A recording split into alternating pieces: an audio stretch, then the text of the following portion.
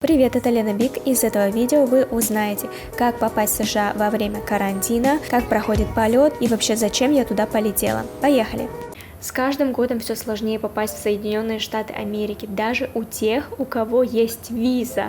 И вот совсем недавно они ввели новый закон, по которому право на въезд дается только тем, у кого есть прививка, одобренная Всемирной организацией здравоохранения ВОЗ. В числе этих прививок есть Модерна, Джонсон и Джонсон, AstraZeneca и, в общем, другие прививки, которые недоступны на территории Российской Федерации. Этот закон вступает в силу с 8 ноября 2021 года, а это значит, что мне нужно было попасть в Америку до этого дня, потому что я переболела коронавирусом, и, к сожалению, спутник Ви не принимают, не одобрен на данный момент организация ВОЗ, поэтому после 8 ноября у меня нет просто никаких шансов попасть в США.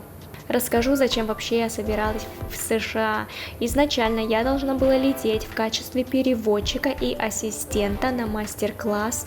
Это должно было быть в ноябре, но, к сожалению, мастер-класс перенесли на февраль, а я-то уже настроилась в предвкушении, знаете, Нью-Йорка, потому что я его очень люблю.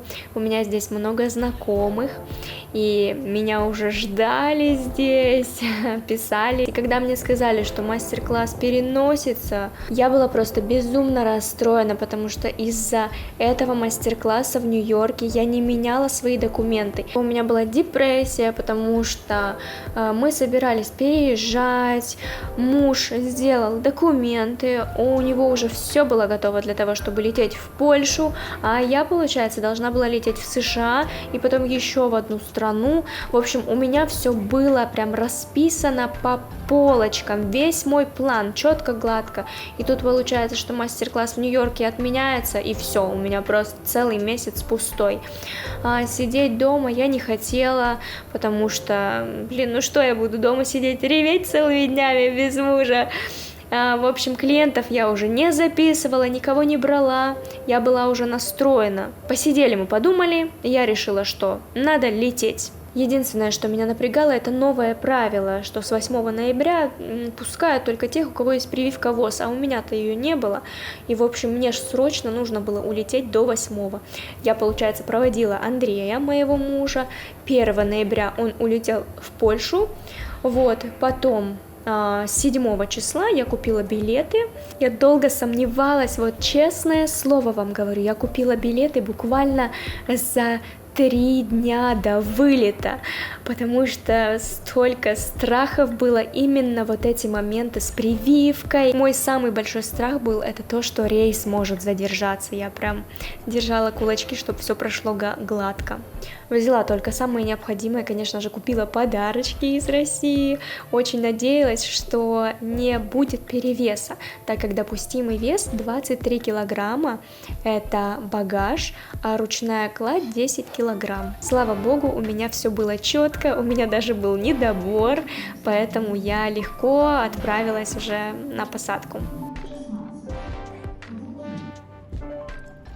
И вот произошло то, чего я боялась – задержка рейса.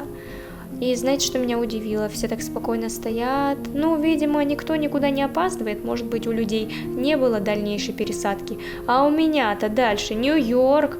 У меня была пересадка всего лишь 2 часа. И я очень переживала, как бы это все не затянулось бы еще дольше. Примерно через 20 минут они начали пропускать пассажиров, подъехал автобус, и мы поехали на посадку.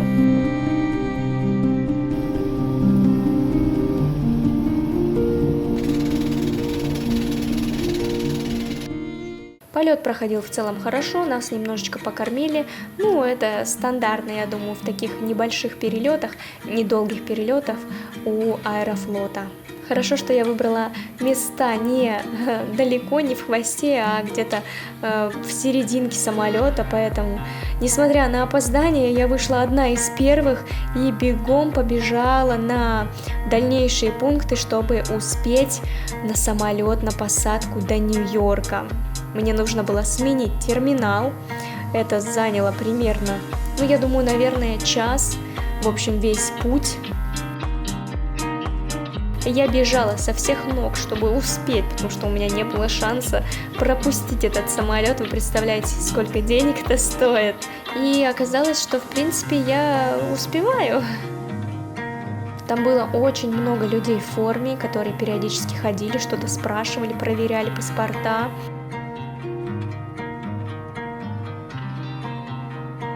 Для перелета нужно было предъявить отрицательный тест на коронавирус. Я переживала, когда его сдавала, потому что совсем недавно, в октябре, я переболела и сомневалась, хотя я уже делала его, показал негативный, но все-таки ходят слухи, что иногда результат бывает положительный.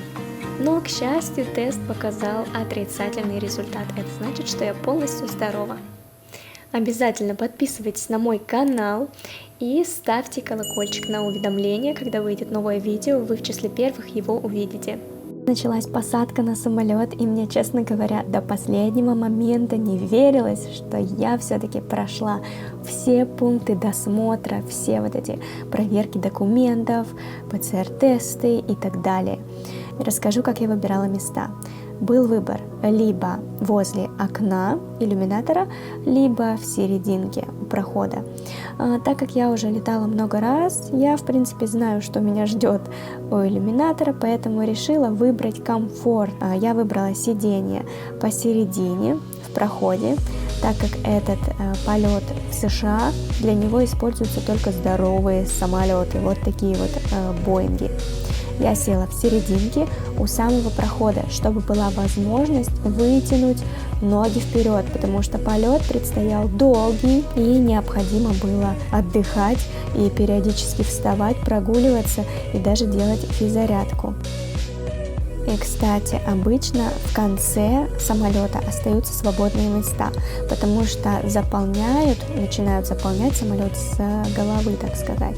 И поэтому, когда объявляют, что все, уже самолет готов к отправлению, то некоторые люди просто встают и начинают искать места сзади, где свободно, например, 2 сиденья, чтобы были свободны, чтобы они могли как-то прилечь и расслабиться во время полета.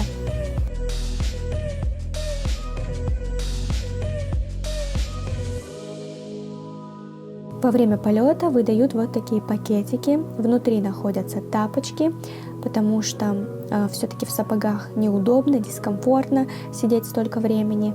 Еще есть беруши и маска для глаз, а также гигиеническая помада. Абсолютно все пассажиры получают такие наборы. Кормят, принесли салатик овощной, затем какую-то пшенку с мясом, с гарниром, масло, булочку. Не сказать, что как в кафе, ну, в общем, неплохо. Каждое сиденье оборудовано экраном, можно посмотреть, где сейчас мы находимся. И вот очень интересно наблюдать, как мы пролетаем над океаном, осознавать, что ты находишься в воздухе на огромной высоте, в самолете. Просто невероятно. И вот такой длинный путь нам еще предстоит пролететь. В целом, время в пути из Москвы до Нью-Йорка составляет 10 часов 15 минут. Как долго мы летим. Поэтому в качестве развлечения здесь есть телевизор, так сказать, экран, пульт, можно выбирать сериалы. Также раздают вот такие наушники, они одноразовые, чистенькие. Можно выбрать любой сериал, либо игру. Я выбрала «Один дома», так как это связано с Нью-Йорком, с Америкой. Точнее, нет, вроде этот фильм в Чикаго снимали. Ну, в общем, неважно. Сама атмосфера Нового года и Америки. Есть также USB-порты для зарядных устройств. Периодически разливают напитки. Можно выбрать безалкогольные, например, воду, соки, морсы, чай, а также алкогольные, вино, ну и вроде что-то еще. Но я предпочитаю пить воду, так как очень сухой воздух в самолете. Вода очень помогает от обезвоживания, чтобы голова не болела. Поэтому за весь полет я, наверное, стаканов 8 выпила. Так как я сижу в проходе, периодически вставала и подходила к иллюминатору, смотрела, как там, что там на улице. Вот так я выгляжу после 5-часового полета. Это ванная, так сказать. Здесь есть мыло, антисептик, вода горячая, холодная, салфетки. В общем, все, что необходимо. Вот так выглядит туалет, кто его не видел. Привела себя немножечко в порядок и готова дальше отдыхать. Люди тоже периодически встают, ходят, занимаются. Кто с детьми, те играют, потому что невозможно столько часов сидеть. Нужно прогуливаться, делать физзарядку, чтобы кровь не застаивалась. На экране очень удобно видно, сколько мы уже пролетели, сколько часов нам остается еще лететь. Мы приземлились успешно, мягко, запираем свои вещи и выходим через коридор прямо в аэропорт Нью-Йорка, JFK, аэропорт имени Кеннеди. Здесь, кстати, снимать нельзя, но я не знала, я не заметила, и у вас есть возможность увидеть, как здесь все внутри, когда мы выходим из самолета и идем на проверку документов. Видите, какая огромная очередь, как много людей летит в Нью-Йорк из разных уголков земли. Огромная очередь, идем вот по таким линиям. Забегая вперед, скажу, что мы здесь очень долго стояли, примерно 1,5 часа. Я ждала, пока люди передо мной пройдут все досмотры, все вопросы. Вот там впереди стойки регистрации, там стоят офицеры, и они у вас спрашивают вашу цель, зачем летите, насколько, сколько у вас с собой денег и так далее. Они должны удостовериться, что вы не намерены оставаться, а вы собираетесь улететь потом обратно. Слава богу, это все закончилось, я вышла из аэропорта, собрала свои вещи, вызвала такси Uber до Стейтен-Айленд. По стоимости у меня вышло $80. Дороговато, конечно, очень дорого, но это все-таки Нью-Йорк. Мы попали в огромную пробку, потому что в этот день, 7 ноября, здесь был праздник, здесь был митинг, люди выходили и шли.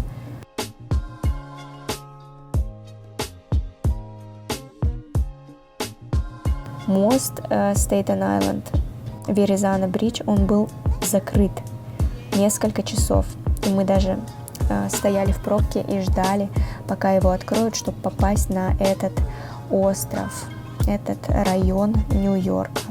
Вот вы можете здесь увидеть, что полицейские стоят, охраняют. И вот, собственно, наш Веризана-Бридж, и я попала в Стейтен-Айленд. Если вам хочется увидеть больше жизни в Америке, то подписывайтесь на мой Инстаграм. Я выпускаю сторис каждый день.